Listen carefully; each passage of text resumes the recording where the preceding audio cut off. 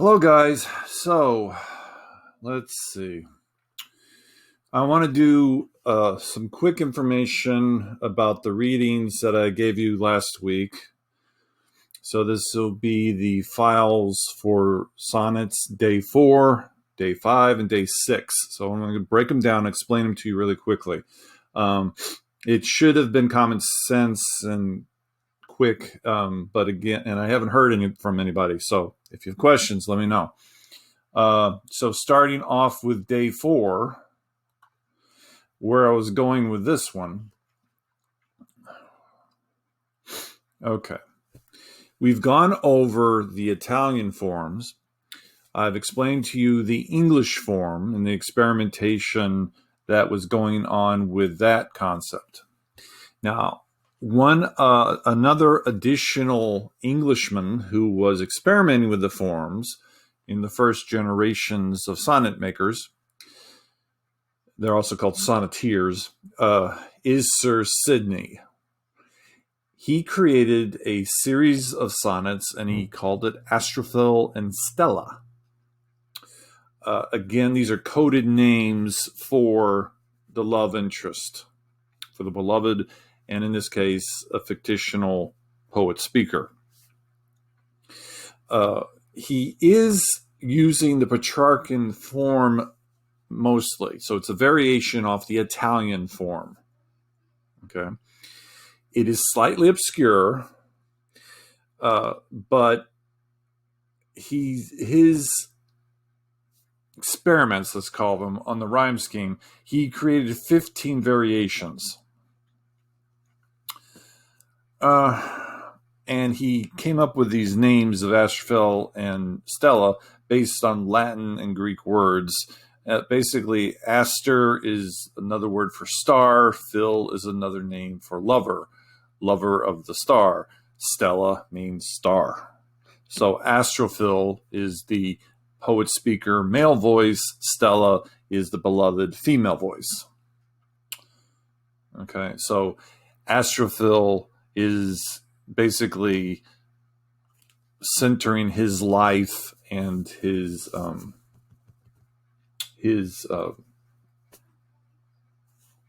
journey around the star of Stella. Okay. Now, this one poem, number 31, is perhaps my favorite sonnet of this time period. So, with a sonnet sequence, you don't title the poems, you just number them. So, this is number 31 out of the whole series. In this particular case, the experiment that Sidney is doing, notice with the first line, the poet speaker is not addressing a beloved. In this case, the poet speaker is addressing the moon. What is happening, the poet speaker, therefore, is creating a mood, an atmosphere, a tonal wording, so that the audience relates to what the poet speaker is experiencing.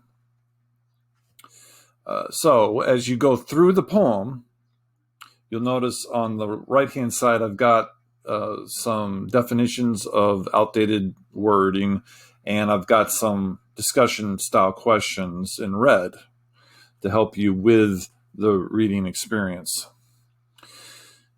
But again, in this case, his subject is the moon itself, personified. Now, it is almost a perfect iambic pentameter. There's only 2 lines that have a half foot over. Okay. In particular, I can really defend this line, line 9, because this is the volta line. The word then, there's a special emphasis being placed on that word. The end result is you get a slight half-beat emphasis of the volta. The other thing to keep in mind, he's also strategically created the end stops. You see how the sentence structure works, so that dramatic pauses are causing a stronger emphasis on the language, meaning on the message in the poem. Okay, so again, the rhyme scheme is based off a Petrarchan model. You might recognize the A-B-B-A, A-B-B-A, and then you got 2 quatrains, and then you've got 2 tercets down below, C-D-C, D-E-E. Now, in this particular case, you might pick up on the fact that the ending couplet is paired with this 3rd line. And in actuality, I just realized I made a mistake. You've got 3 quatrains and an ending couplet. I misspoke there a second ago. So the 3rd quatrain is C, D, C, D. And then you have the closing couplet, E, E. So again, he's playing off the Italian concept, but making it a little more English, for lack of a better way of phrasing it. Okay. Again, when you see the ending couplet, that means you have a leaning towards English form. Okay. So looking at the full poem, I do want to read this because, like I said, this is one of my favorite ones that he wrote. With how sad steps, O moon, thou climb the skies, how silently and with how wan a face. What may it be that even in heavenly place that busy archer his sharp arrows tries? Sure, if that long with love acquainted eyes can judge of love, thou feels a lover's case. I read it in thy looks, thy languished grace. To me, that feel the like thy state decries. Then, even of fellowship, O moon, tell me, is constant love deemed there but want of wit? Are beauties there as proud as here they be? Do they above love to be loved? And yet those lovers scorn whom they love doth possess. Do they call virtue their ungratefulness? What we've come down to here, he is feeling a similar attitude that the moon displays. So if you think of the full moon and of the marking on the moon where it appears as a face, Sidney's saying that the face is a sign of depression or of loss or of unrequited love. So even in heaven, in the heavens above, the busy archer Cupid, his little arrows that are shooting everywhere, causing problems, causing soap opera, causing drama, tragedies, so forth and so on, the moon has been affected by one of his arrows. So the moon in this case is languishing in love and is not in a happy state of mind, just like the poet speaker. There's a fellowship between the poet speaker and the moon. And that's where you get the volta then. The emphasis is on summing up the questions and this problem, the situation that was established in the opening quatrains. What's interesting in the closing couplet, on the other hand, this does not sum up the full poem as usual that happens with English form. Okay, that's where he's playing with the conventions a little differently. This whole bottom sestet is resolving or confirming the situation, is a better way of phrasing it. It's confirming the theme of how the poet speaker is in league with the moon and both are miserable for lack of love. The beauties, excuse me, the beauty and the women that are everywhere on earth are basically rejecting the poet speaker. He's failed in love. The moon, as a female symbol, has failed in her quest to find a male companion. Okay. Now, so the tone overall is of regret and loneliness. Okay. So like I said, that's my favorite Sidney poem. This is another one, and in this case, he's experimenting with meter. So the English love to play with different concepts of the sonnet. They're not going to adhere to a very strict formula. So overall, it will still have 14 lines. It will have a chosen rhyme scheme. It will have a strict meter, but in this case, the meter count is not iambic pentameter, but in this case, it is a count of 6. Okay. In this particular case, Sidney is talking to himself, let's say, and he's addressing the problem of the beloved. There is a person in mind, the she pronoun, who is the beloved. What's different here, he's not addressing the beloved specifically, but he's talking about her. So the poet speaker is going through the same Petrarchan concepts, all those elements that Petrarch came up with for the Italian sonnets. Sidney's following. It's still a love poem. So in that regards, it's following the Italian themes. So in this case, this is number 1. I'm going way out of order, but this is number 1. This is the first in the sequence. So by having these as not a iambic pentameter, but rather count of 6 in iambics, Sidney is letting you know the whole sequence, the whole series is an experimentation on his part. Okay, he's letting you know up front. He's playing with this concept. The first word being loving is also confirming that it will follow the logic that a sonnet must deal with love. And again, this is following the formula for number 31 that I just showed you, where it's 3 quatrains and a couplet. A, B, A, B, A, B, A, B, C, D, C, D, E, E. But if you are quick with following formulas, you might have picked up on the fact that the quatrains in this case are different. The rhyme scheme is A, B, A, B, whereas up here it was A, B, B, A. Okay, so this is yet another version of his take on the sonnet. This is probably my second favorite. I love the way it closes out in the couplet. So I do want to read this one.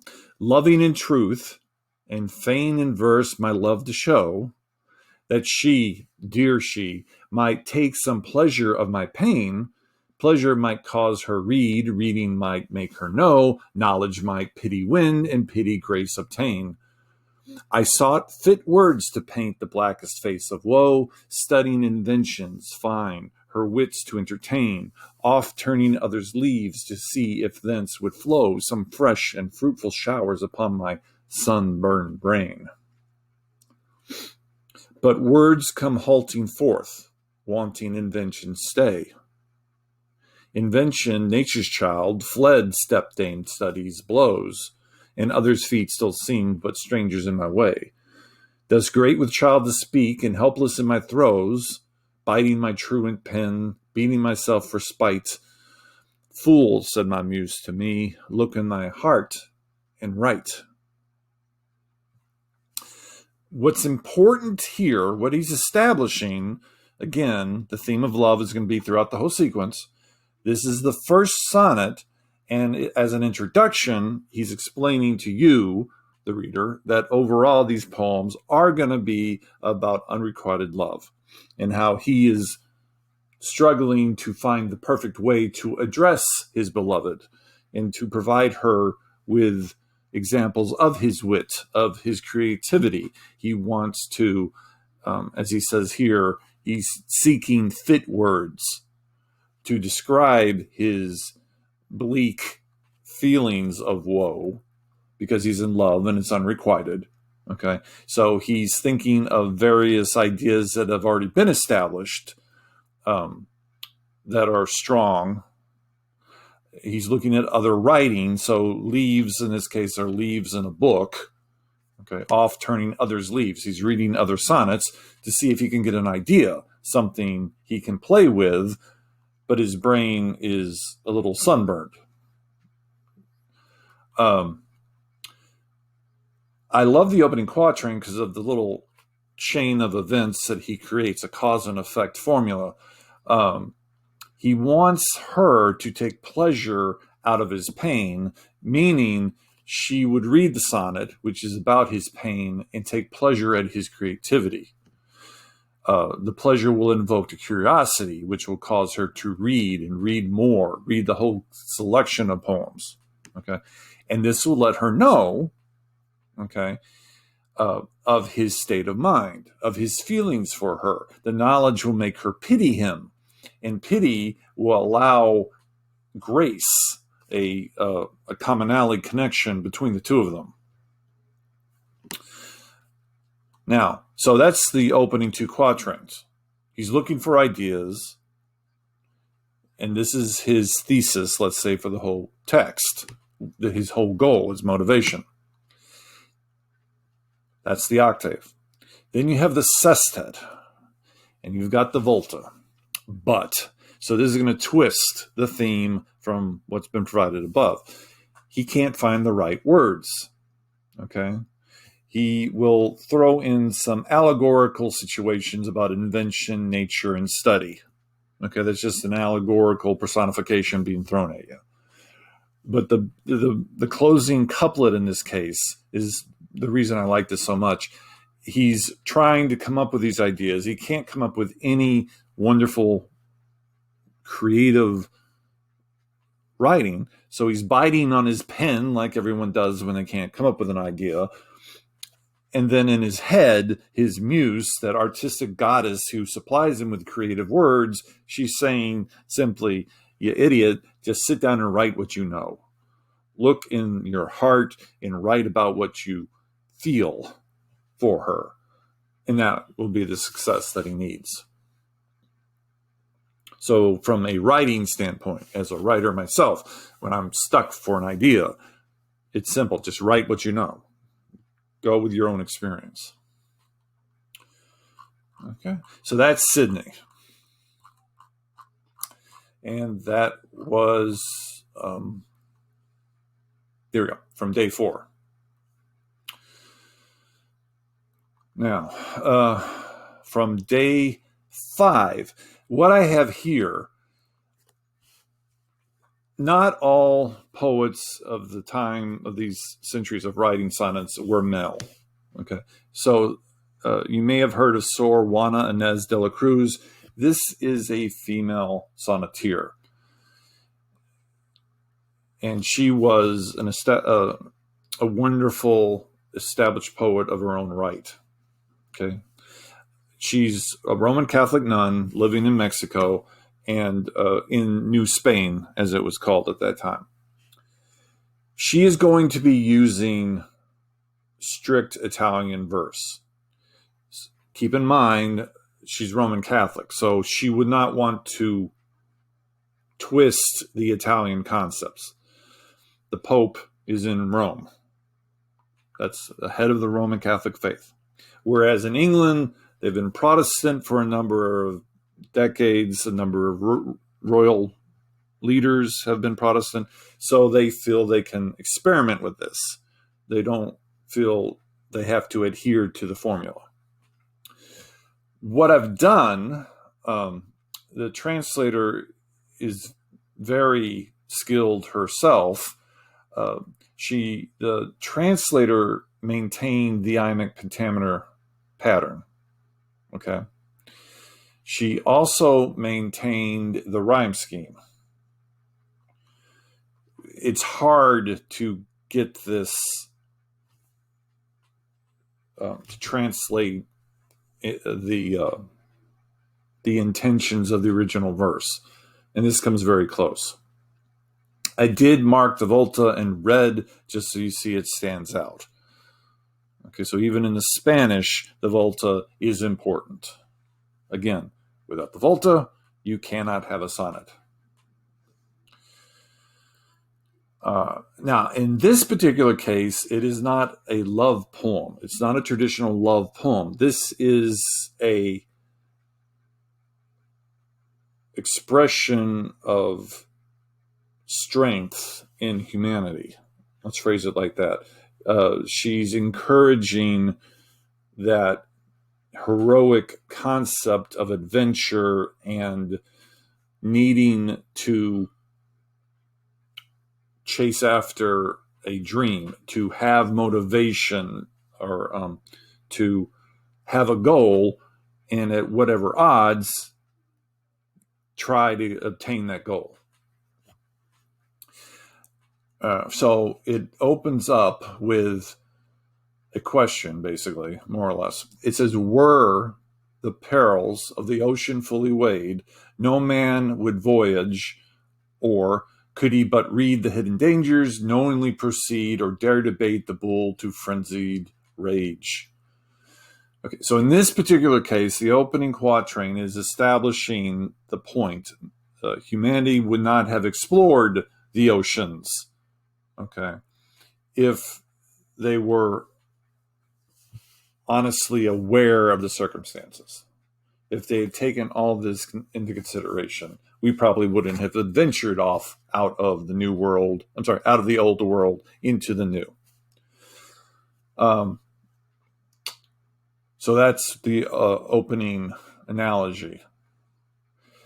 So in another sense, you wouldn't be trying to control a bull, knowing how frenzied a bull can be when it's being threatened. The next quatrain. Were a prudent rider overly dismayed, should he contemplate the fury of his steed, or ponder where its headlong course might lead, there'd be no reigning hand to be obeyed. Okay, so in this case, you got a rider on a horse, and his mode of transport, let's say, is a mad, dangerous, almost wild beast that is refusing to be controlled. Okay, no one can force the horse to obey them. Now, what's going to happen? This but is merging this concept with a myth of Apollo, and one of Apollo's children tried to control Apollo's horses and failed miserably. So that's the third quatrain where it's hinting at. His name's Phaeton. And it says, but were there one so daring, and that's Phaeton, one so bold that heedless of the danger, he might place upon Apollo's reins in bolden hand to guide the fleeting chariot bathed in gold. The diversity of life he would embrace and never choose a state to last his span. So again, we wouldn't have the story. We wouldn't have his sense of adventure. We wouldn't have his glory in attempting the unattemptable. Okay. It's all about questioning yourself and going for what you got, aiming for the impossible, and then sometimes you will succeed. Okay. So again, the translator is Margaret Sayers Pendon. She's a wonderful translator. She does great work with Spanish to English. And I just wanted you to get the experience of a female sonneteer. But in this case, it is a Spanish version of the Italian form. Okay. So that's Sor Inés de la Cruz. Incidentally, I wrote my master's thesis on Sor Juana Inés de la Cruz. Okay. Next. Sonnet 6. Now, blank sonnets are the most modern form of the sonnet. You may have heard of blank verse. These types of modern sonnets are also called free form sonnets, and they're similar to free verse. Okay, it's the same concept as blank verse. There are multiple possibilities, multiple results you can get from a blank verse sonnet. There's very few restrictions placed on the poem. Technically, there's no limit to the line count. Okay, it's not necessarily. It's encouraged that you maintain the 14 line count. Let me phrase it like that. It's encouraged that you maintain the 14 line count. But if you want to go, say, under and do 13 for whatever thematic reason, you're allowed. Or if you want to go over to 15 for whatever thematic reason you have, you're allowed. Okay. Blank verse means the verse has no rhyme. So there's no rhyme scheme in these. It does require, in a sense, iambic pentameter. Now, let me give you a different differentiation here. Blank verse, okay, requires iambic pentameter. So when I say a blank sonnet, okay, a blank sonnet will more or less have 14 lines, will lack rhyme. It does not necessarily require iambic pentameter. There's debate about that. Personally, I don't think you should be restricted to the iambic pentameter. Okay. But free verse or blank verse is the most common type of poetry out there. Okay. And the earliest form we have in a published format is in the 1500s. And the Englishmen were translating other works, and rather than trying to adhere to what that example I just showed you with Pendon translating from Spanish to English in a very strict format, the English at this in the 1500s were saying, I want a direct translation. So therefore, if the words aren't rhyming, it's because of the language shifting. Okay. And so therefore, they will force the pentameter, but they won't force the rhyme. Now, so to take the blank sonnet a step further, okay? Again, the poet has fewer restrictions on this whole type of sonnet, but some elements are still required. What I've done, I have broken it up between what is not required and what is still required. So that's why you have this gap here. As far as a rhyme scheme is concerned, it's not required. There's no formal pattern established. The meter is not expected. So as far as sonnets are concerned, blank sonnets, iambic pentameter is suggested. It's hinted at. Okay, I'm the sort to say, if I'm going to write a blank verse, I'm not even going to bother with counting out. I mean a blank sonnet. I'm not going to bother with the meter. Okay. But again, it's suggested you have 14 lines. Now, having said that, the volta is still necessary. You have to have the volta. Otherwise, you don't have a sonnet. That's the one thing that is the main point of a sonnet, is the volta. So if you have a volta, that means you have an octave sestet relationship. Okay, you have one opening theme that's established, and then you have a secondary theme that's either going to confirm or twist or emphasize the previous theme. Okay. As a result, the purpose, if it's not a subject of love, okay, the poem does have to present a problem and the solution. So at this point, with the modern concepts of sonnets, love is not necessarily the central focus. It's an issue of presenting a situation that the poet sees in the world and offering a solution, or at least a compromise, or trying to get the reading audience to make a change in society. So there's many ways to play off that concept. It's very diverse of the results. Okay. So I have two examples here. The first one is a little more complicated. If you look at it, it's by E.E. Cummings. The book, he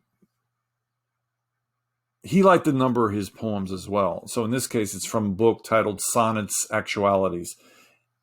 And in this case, it doesn't have a title, but just looking at the poem, one would not normally associate this with sonnets.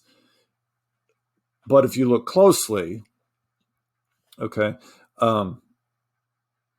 it does meet some of the expectations. Okay. Now, with E.E. Cummings, whenever he writes sonnets, he is going to want it to fit the theme of love. So whenever he's writing a love poem, 9 times out of 10, it's probably a sonnet or based off an experiment of a sonnet. Okay. Just looking at this, you may not think it's a sonnet, but the more you study it, the more you realize it actually does fit the formula. Okay. So in this particular case, the title of the whole book is reinforcing the notion of the poem being a sonnet. You're going to look for how this meets the requirements of a sonnet. So the thing about E.E. Cummings, he believed you can present the work any way you want to. A poet is a maker. And as a maker, he can make whatever he wants. It's not up to the audience to decide what the maker should be doing. Okay? So in this case, he says this is a sonnet, and therefore it is a sonnet, because he says it is. But it is adhering to that octave sestet relationship. Despite the fact this is depending how you are counting the lines, that's where you get a slight headache in formulating this. The way I like to explain it, you notice these gaps between the work, the lining, okay, of the poem. I count this as one line. This section is one line. This is one line. So we've got 1, 2, 3, 4, 5, 6, 7, 8, 9, 10, 11, 12. So yes, on one hand, either you have too few of lines, 12 as opposed to 14, or if you count these individually, you have way too many lines. But it's the construction and the theme and the placement of the volta, the word and, okay, is keeping up that concept and this notion of love. Okay, it says, I have found what you are like, the rain, who feathers frightened fields with the superior dust of sleep, wields easily the pale club of the wind, and swirled justly souls of flower strike. The air in utterable coolness, deeds of green, thrilling light, with thinned new fragile yellows, lurch and press. In the woods which stutter and sing, and the coolness of your smile is stirring of birds between my arms. But I should rather than anything have, almost, when hugeness will shut quietly, almost, your kiss.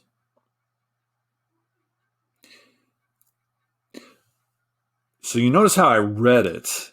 It reads with the same pace and rhythm as the earlier sonnets I've read.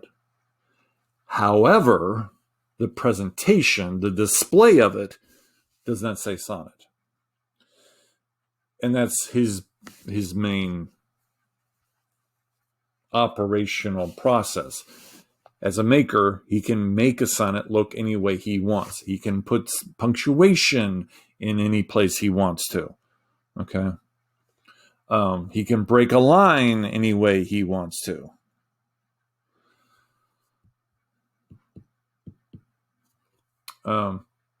Notice here he doesn't have a space after the word have, the parentheses, and the word almost. It blurs together. Likewise, quietly almost is one word. Stirring of birds. And these aren't typos. My arms. These are how he wants the wording to appear on the page. And in particular, when you look at the construction, this starts out talking about rain and nature images and flowers, okay, and the wilderness of the woods, and then it shifts to the specific beloved, her smile, her form, her figure within his arms, okay. She is his ultimate, and he's seeking her kiss.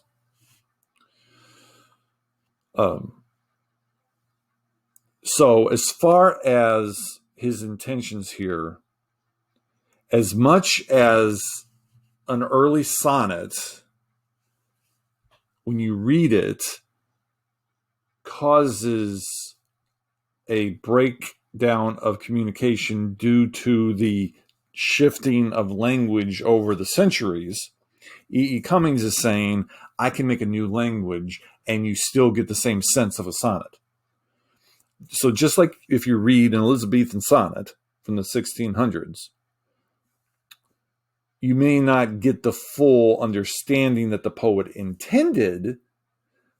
However, you get all this imagery of love and the energy of the connection between the poet speaker and the beloved. The same way as here. He's comparing his beloved as that emotional feeling, the stirring of birds. Okay, she is an element of nature that he feels in his arms. She's trembling in his arms. Okay, and it's all just her kiss that opens up this whole comparison of the beloved with nature. Her whole being is like a heavy rain in spring. Okay, it's heavy enough to bend down the fields of grass. Okay, it brings up high winds. It's going to break the flowers. It's going to bring a coolness to the air. But this is spring. It's a spring storm. Okay, the branches are lurching and pressing in the woods. Okay. Now, Billy Collins, on the other hand, he's a current living poet. This is easier to grasp, and there's less issues with instant understanding. He wants poetry to be easily taken in. Okay, he wants you to understand his intentions immediately. So he's not going for this high art of abstract thinking. He's going for an average reader. When they pick up his poetry, they know what mood and attitude and imagery he's going to be throwing at you. Okay. So notice he's called it sonnet, but this is a blank sonnet. And because it's a blank sonnet, he's not going to adhere to the strict meter. He's not going to adhere to a strict rhyme scheme. Okay.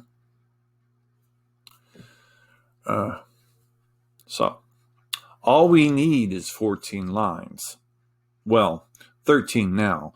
And after this one, just a dozen to launch a little ship on love's storm-tossed seas. Then only 10 more like rows of beans. How easily it goes unless you get Elizabethan and insists the iambic bongos must be played and rhymes positioned at the ends of lines, one for every station of the cross. But hang on here. While we make the turn into the final 6, where all will be resolved, where longing and heartache will find an end, where Laura will tell Petrarch to put down his pen, take off those crazy medieval tights, blow out the lights, and come at last to bed. Okay, so Billy Collins is basically poking fun at the whole concept of traditional sonnets. He's bringing up a lot of elements in the past history that I've talked about. So you've got the Elizabethan reference, the Shakespearean time period. Then you've got this reference to the Italian with Petrarch and Laura, his beloved. But this is like an alternative universe. In this case, Petrarch and Laura are in a relationship. They're a close, loving couple. And Laura is telling Petrarch, stop writing these poems, get into bed, stop stressing out over the creative writing process. And in the same time, again, the volta should be obvious to you at this point. The word but, Collins is establishing his octave theme, throws in the word but, and then you got the closing sestet. And he's telling you how he's doing it, when he's doing it. So like the opening, all we need is 14 lines. Well, of course, because we've written down this one, we only need 13. Okay, and then after this second line, we only need a dozen. So he's walking you through the process of him creating the poem. He's even going to use a colloquial analogy, like the lines of poetry being compared to rows of beans. So the simile is basically saying poetry can be as mundane as row of beans on a tabletop. Okay. Unless you're going to be using something strict like the Elizabethan form, and you're going to insist the iambic sounds are going to have to be played and counted and measured exactly as Sidney or any of the other poets have done. Okay. You can create anything you want and exert your own emotional reaction to love. And that's basically what it comes down to. Laura, as an active muse, like in the Sidney situation, is telling Petrarch what to do, how to actually be creative. Okay, you don't have to stress out over these poems. Okay, in this case, she wants him to just blow out the lights, come back to bed, and in the morning you'll have a better idea. We'll talk about this in the morning. Okay. So the one thing to realize, this is a blank sonnet. Okay. To repeat myself, there's no rhyme scheme. You've got some rhyming sounds, mind you, but there is no rhyme scheme. And if you look at the various lines, just by looking at the syllable count, you can tell this is not going to follow a strict formula. In fact, what I found interesting, if he did not mention Laura and Petrarch, okay, you probably, and he didn't title it sonnet, one probably would have to read it more than once to get that idea that where he's going with this. So it's important that he did label it sonnet. Okay. But that's just my personal take. Okay. So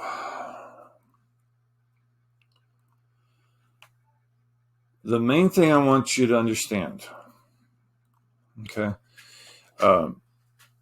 you've been given three main forms.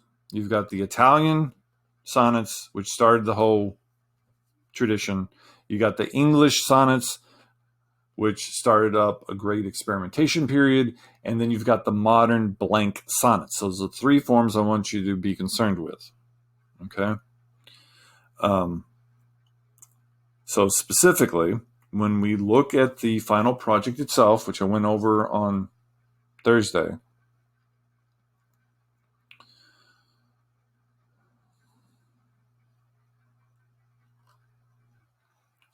when you look at this poem, you're considering, is it Italian, is it English, or is it a blank sonnet? Okay.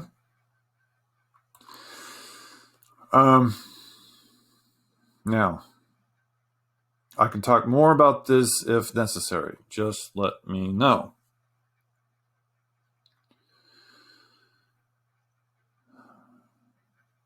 Okay. Now, I'm going to do one more video shortly, and it'll be shorter than this one, that will explain the critical concept on how to approach examining that sonnet, that poem in the project PDF.